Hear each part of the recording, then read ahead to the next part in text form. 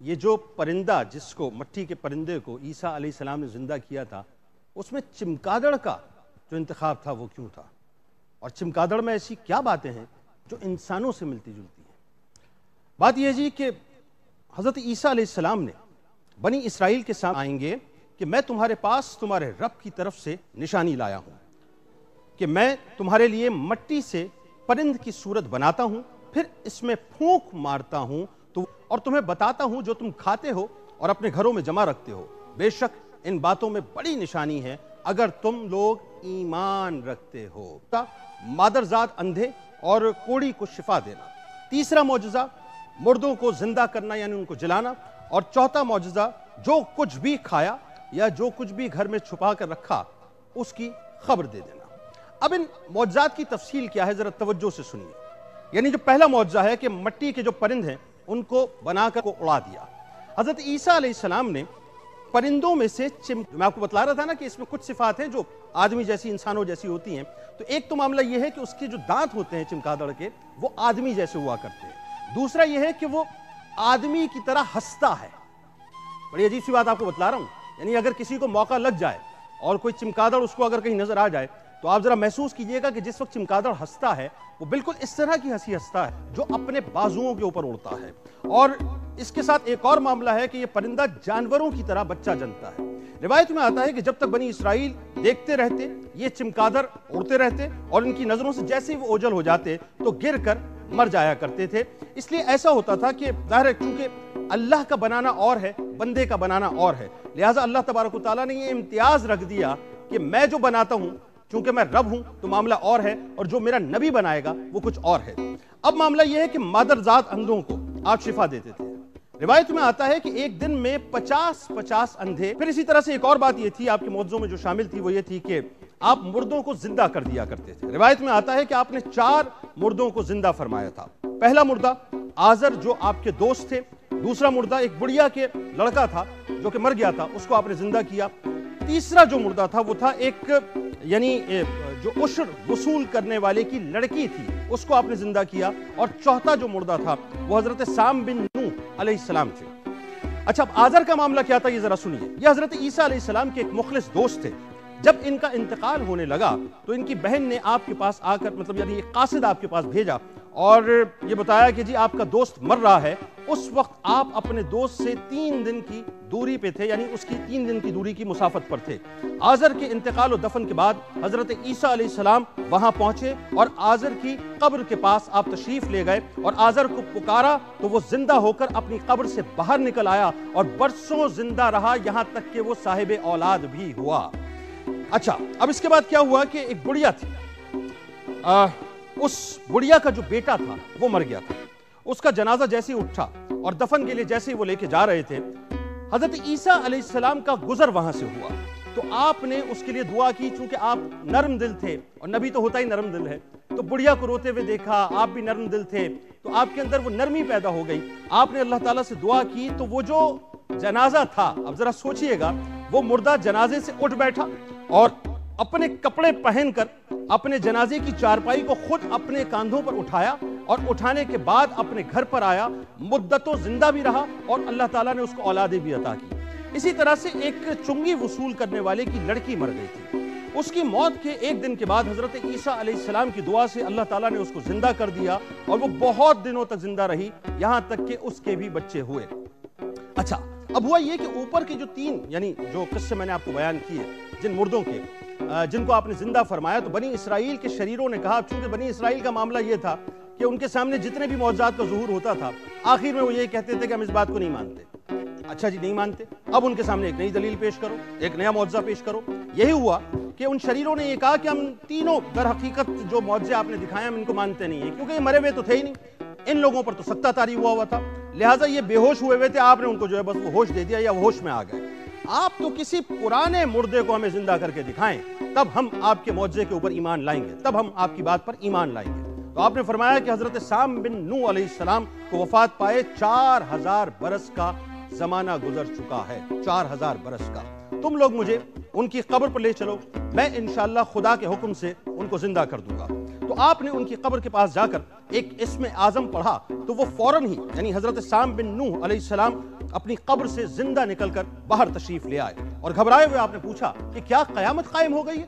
یہ سوال تھا ان کا کہ کیا قیامت قائم ہو گئی ہے؟ پھر وہ حضرت عیسیٰ علیہ السلام پر ایمان لائے اور پھر تھوڑی دیر کے بعد آپ کا انتقال ہو گیا۔ اچھا، اب ایک معجزہ اور بڑا لطیف ہے، وہ ذرا سنیے گا۔ وہ یہ ہے کہ آپ بنیادی طور پہ بنی اسرائیل والوں کو یہ بتلا دیتے تھے کہ تمہارے گھر کے اندر تم نے کیا کھایا ہے اور کیا چھپایا ہے، یہ ساری چیزیں وہ آشکار کرتے تھے، لیکن وہ کرتے کن پر تھے یہ ذرا سنیے۔ حدیث شریف میں ہے کہ حضرت عیسیٰ علیہ السلام اپنے مکتب میں بنی اسرائیل کے بچوں کو ان کے ماں باپ کے بارے میں یعنی جو کچھ وہ کھاتے تھے اور جو کچھ وہ گھروں میں چھپا کر رکھا کرتے تھے وہ سب کچھ بتا دیا کرتے تھے، اور بچے گھروں میں آ کر اپنے والدین کو سب کچھ بتا دیا کرتے تھے۔ جب والدین نے بچوں سے یہ دریافت کیا کہ تمہیں ان باتوں کی خبر کیسے پہنچتی ہے، یعنی تمہیں یہ بتاتا کون ہے، تو بچوں نے بتایا کہ ہم کو تو عیسیٰ علیہ السلام مکتب میں یہ ساری باتیں بتایا کرتے ہیں۔ یہ سن کر ماں باپ نے بچوں کو مکتب جانے سے روک دیا اور کہا کہ حضرت عیسیٰ علیہ السلام معاذ اللہ جادوگر ہیں۔ جب حضرت عیسیٰ علیہ السلام بچوں کی تلاش میں بستی کے اندر داخل ہوئے، بڑی توجہ رکھیے گا کیونکہ اب جو موقع آنے والا ہے وہ انتہائی سنسنی خیز موقع ہے جس کو سن کر آپ کی روح کانپ جائے گی، کیونکہ جب قوم نبیوں کی منکر ہو جایا کرتی تھی نا تو اللہ تبارک و تعالیٰ تو فوراً فیصلہ فرماتا تھا اور ان پر عذاب کا نزول ہو جاتا تھا۔ تو جب بنی اسرائیل کے بچوں کو حضرت عیسیٰ علیہ السلام بستی میں تلاش کرتے رہے تو ہوا یہ کہ بچوں کی تلاش میں جب آپ بستی کے اندر داخل ہوئے تو بنی اسرائیل نے اپنے سب بچوں کو ایک مکان کے اندر چھپا دیا، بند کر دیا کہ وہ عیسیٰ علیہ السلام کی نگاہ میں نہ آئیں، اور کہہ دیا کہ بچے تو یہاں پر موجود ہی نہیں ہیں۔ آپ نے پوچھا کہ گھر میں کون ہے، تو ان شریروں نے اپنے منہ سے ایک جملہ ادا کر دیا۔ انہوں نے کہا کہ اس گھر کے اندر تو بچے تو نہیں ہیں، ہاں سور موجود ہیں، یعنی خنزیر موجود ہیں۔ تو آپ نے فرمایا کہ اچھا تو پھر سور ہی ہوں گے، یعنی خنزیر ہی ہوں گے۔ چنانچہ لوگوں نے اس کے بعد مکان کا دروازہ، اب ذرا ویژولائز کیجئے گا ناظرین، کہ ماں باپ سے آ کر اس وقت کے نبی یہ بات پوچھ رہے ہیں، اپنے معجزات دکھا چکے ہیں، اس کے باوجود بھی وہ ایمان لانے کو تیار نہیں ہیں۔ بچوں سے پیار تھا، عیسیٰ علیہ السلام بچوں کو تلاش کرتے کرتے بستی میں پہنچے، ان بستی والوں نے اپنے سارے بچوں کو ایک مکان کے اندر بند کر دیا، دروازہ بند کر دیا۔ عیسیٰ علیہ السلام نے آ کر سوال کیا کہ بچے کہاں پر ہیں؟ انہوں نے کہا جی ہمیں نہیں پتا۔ اندر کون ہے؟ کہا خنزیر ہیں۔ تو آپ نے فرمایا کہ پھر خنزیر ہی ہوں گے۔ اب جیسے ہی یہ بات آپ نے فرمائی، اللہ تعالیٰ نے آپ کے جملوں کو قبولیت کے منازل کو طے کروا دیا۔ جیسے ہی انہوں نے دروازہ کھولا تو مکان میں بچے موجود نہیں تھے، بلکہ سارے کے سارے بچے خنزیر کی شکل کے اندر متشکل ہو چکے تھے۔ اس بات کا بنی اسرائیل میں چرچا ہو گیا اور بنی اسرائیل نے غیظ و غضب میں بھر کر آپ کے قتل کا منصوبہ اور مکمل طور پہ ایک پلان بنا لیا۔ یہ دیکھ کر حضرت عیسیٰ علیہ السلام کی والدہ حضرت مریم آپ کو ساتھ لے کر ایک جانب جو ہے وہ ہجرت کر کے چلی گئی۔ اس طرح آپ شریروں کے شر سے محفوظ ہو گئے۔ اچھا، اب بات یہ ہے کہ آپ نے سنا ہوگا بہت سے لوگ اس بات پہ کہتے ہیں صاحب کہ کیا حضرت عیسیٰ علیہ السلام قتل کر دیے گئے، مصلوب کر دیے گئے یا اللہ کے پاس بلا لیے گئے؟ یہ ایک ڈیبیٹ ہے جس پہ بات ہوتی ہے، لیکن آج اس ڈیبیٹ کو بھی ختم کر دیتے ہیں، قصہ ہی تمام کر دیتے ہیں۔ سنیے ذرا، حضرت عیسیٰ علیہ السلام نے جب یہودیوں کے سامنے اپنی نبوت کا اعلان فرمایا تو چونکہ یہودی تورات میں پڑھ چکے تھے کہ حضرت عیسیٰ علیہ السلام ان کے دین کو منسوخ کر دیں گے، ختم کر دیں گے، اس لیے یہودی آپ کے دشمن ہو گئے۔ یہاں تک کہ جب حضرت عیسیٰ علیہ السلام نے یہ محسوس فرما لیا کہ یہودی اپنے کفر پر اڑے رہیں گے اور مجھے قتل کر دیں گے، تو ایک دن آپ نے لوگوں کو مخاطب کر کے فرمایا کہ کون میرے مددگار ہوتے ہیں اللہ کے دین کی طرف؟ تو صرف 12 یا 19 حواری ہیں جو روایتوں میں آتا ہے کہ انہوں نے کہا کہ ہم خدا کے دین کے مددگار ہیں، ہم اللہ پر ایمان لائے اور آپ گواہ ہو جائیں کہ ہم مسلمان ہیں۔ باقی تمام یہودی اپنے کفر پر اڑے رہے، یہاں تک کہ جوش عداوت میں ان یہودیوں نے آپ کے قتل کا منصوبہ بنا لیا اور ایک شخص کو یہودیوں میں سے جس کا نام تطیانوس تھا آپ کے مکان میں آپ کو قتل کرنے کے لیے بھیج دیا۔ اتنے میں اچانک اللہ تبارک و تعالیٰ نے حضرت جبرائیل علیہ السلام کو ایک بدلی کے ساتھ بھیجا۔ اب چونکہ ظاہر ہے بات محبوب کی آ گئی تھی، بات نبی کی آ گئی تھی، بات ان کی عزت اور ان کی ناموس کی اور ان کی زندگی کی آ گئی تھی، تو اللہ تبارک و تعالیٰ نے فوراً حضرت جبرائیل علیہ السلام کو ایک بدلی کے ساتھ بھیجا اور اس بدلی نے آپ کو آسمان کی جانب اٹھا لیا، آسمان کی جانب اٹھا لیا۔ آپ کی والدہ جوش محبت میں آپ کے ساتھ چمٹ گئیں تو اللہ تبارک و تعالیٰ نے فرمایا کہ یعنی اللہ تبارک و تعالیٰ کی طرف سے مطلب یہ بات آئی کہ اماں جان اب چونکہ حضرت عیسیٰ علیہ السلام نے جملے کہنے ہیں تو اللہ کی طرف سے جملے ان کو القاء کیے گئے کہ یہ کہہ دو، تو انہوں نے کہا کہ اماں جان اب قیامت کے دن ہماری اور آپ کی ملاقات ہوگی، اور بدلی نے آپ کو آسمان کی طرف اٹھا کے وہاں پہنچا دیا۔ یہ واقعہ بیت المقدس میں شب قدر کی مبارک رات میں وقوع پذیر ہوا۔ اس وقت آپ کی عمر شریف بقول علامہ جلال الدین سیوطی رحمۃ اللہ علیہ 33 برس کی تھی، اور بقول علامہ زرقانی اس وقت آپ کی عمر شریف جو تھی وہ تقریباً 120 برس کی تھی، اور حضرت جلال الدین سیوطی رحمۃ اللہ علیہ نے بھی آخر اسی قول کی طرف رجوع کیا ہے۔ اب تتیانوس کا کیا معاملہ تھا ذرا سنیے۔ تتیانوس جب بہت دیر تک مکان سے باہر نہیں نکلا تو یہودیوں نے مکان میں گھس کر دیکھا تو اللہ تعالیٰ نے تتیانوس کو حضرت عیسیٰ علیہ السلام کی شکل میں متشکل کر دیا۔ یہودیوں نے تتیانوس کو حضرت عیسیٰ سمجھ کر قتل کر دیا۔ یعنی یہ وہ بنیادی طور پہ کنفیوژن ہے جس کو لوگ سمجھ نہیں پاتے کہ حضرت عیسیٰ علیہ السلام کا معاذ اللہ قتل نہیں ہوا تھا، اللہ تعالیٰ نے اپنے محبوب نبی کی حفاظت فرمائی تھی، اور تتیانوس کو وہ شکل دے دی جو حضرت عیسیٰ علیہ السلام کی شکل تھی، اور یہودی چونکہ ان کو عیسیٰ علیہ السلام سمجھے لہٰذا اپنی دانش میں انہوں نے عیسیٰ علیہ السلام کو قتل کر دیا۔ اس کے بعد جب تتیانوس کے گھر والوں نے غور سے دیکھا، اچھا یہ معاملہ یہ ماجرا بھی اس وقت کھل چکا تھا، لیکن مصیبت یہ ہے کہ روایت لکھنے والوں نے صحیح طور سے اس بات کو واضح نہیں کیا ہے۔ اس کے بعد جب تتیانوس کے گھر والوں نے غور سے دیکھا کہ چہرہ تو صرف حضرت عیسیٰ علیہ السلام کا ہے، باقی سارا کا سارا جو بدن تھا، یعنی یوں سمجھ لیجئے کہ یہاں تک جو ہے وہ معاملہ تھا حضرت عیسیٰ علیہ السلام کا، اس کے بعد جتنا دھڑ تھا وہ سب کا سب تتیانوس کا تھا۔ تو اس کے اہل خاندان نے کہا کہ اگر یہ مقتول حضرت عیسیٰ علیہ السلام ہے تو ہمارا آدمی تتیانوس کہاں ہے، اور اگر یہ تتیانوس ہے تو پھر عیسیٰ علیہ السلام کہاں چلے گئے؟ اب یہ ایک سوال پیدا ہو گیا۔ اس کے بعد خود یہودیوں میں یعنی اس ڈیبیٹ کے بعد، اس مباحثے کے بعد وہ آپس میں باہم گتھم گتھا ہو گئے۔ خود یہودیوں میں جنگ و جدال کی نوبت آ گئی، اور خود یہودیوں نے ایک دوسرے کو قتل کرنا شروع کر دیا، اور بہت سے یہودی اس واقعے کے بعد قتل ہو گئے۔ اللہ تبارک و تعالیٰ نے قرآن مجید میں اس واقعے کو اس طرح سے بیان فرمایا ہے، اور کافروں نے مکر کیا اور اللہ نے ان کو ہلاک میں خفیہ تدبیر فرمائی، اور اللہ سب سے بہتر چھپی ہوئی تدبیر فرمانے والا ہے۔ یاد کرو جبکہ اللہ نے فرمایا کہ اے عیسیٰ علیہ السلام میں تجھے پوری عمر تک پہنچاؤں گا۔ یہ جملے قرآن پاک کے ہیں، توجہ سے سنیے گا، سارا عقدہ اس کے اندر اللہ تعالیٰ نے حل کر دیا، واضح کر دیا دنیا کے سامنے کہ اے عیسیٰ میں تجھے پوری عمر تک پہنچاؤں گا اور تجھے اپنی طرف اٹھا لوں گا۔ جملے پہ غور کر رہے ہیں؟ یعنی نہ مصلوب کیے گئے نہ قتل کیے گئے، فرمایا تجھے میں اپنی طرف اٹھا لوں گا اور تجھے کافروں سے پاک کر دوں گا، اور تیرے تابعداروں کو قیامت تک تیرے منکروں پر غلبہ دوں گا۔ یہ وہ موقع ہے جس کی میں وضاحت بعد میں کروں گا کہ عیسیٰ علیہ السلام نے دوبارہ آنا ہے، نزول عیسیٰ علیہ السلام ہونا ہے، لیکن قرآن نے اس کی بشارت پہلے ہی فرما دی ہے کہ قیامت تک تیرے منکروں پر غلبہ دوں گا، پھر تم سب پلٹ کر میری طرف آؤ گے تو میں فیصلہ کر دوں گا جس بات میں تم سب جھگڑتے ہو۔ اب کیا رہ گیا سننے کو اور سمجھنے کو؟ کیا رہ گیا سننے اور سمجھنے کو؟ ڈیبیٹ تو ختم ہو گئی، وائنڈ اپ ہو گئی ڈیبیٹ، اب اس کے بعد کچھ نہیں رہ گیا۔ یعنی جو لوگ یہ کہتے ہیں کہ معاذ اللہ قتل کیے گئے ان کو بھی سمجھ لینا چاہیے، اور جو لوگ یہ کہتے ہیں صاحب کہ مصلوب کیے گئے ان کو بھی سمجھ لینا چاہیے کہ اللہ نے تو ڈیبیٹ کو خود فرما دیا کہ جھگڑے کو میں ختم کر دوں گا۔ آپ کے آسمان پر چلے جانے کے بعد ناظرین حضرت مریم نے 6 برس دنیا میں رہ کر وفات پائی۔ یہ بخاری و مسلم کی روایت ہے کہ قرب قیامت کے وقت عیسیٰ علیہ السلام زمین پر اتریں گے اور نبی آخر الزماں حضرت محمد مصطفیٰ صلی اللہ علیہ وآلہ وسلم کی شریعت پر عمل کریں گے۔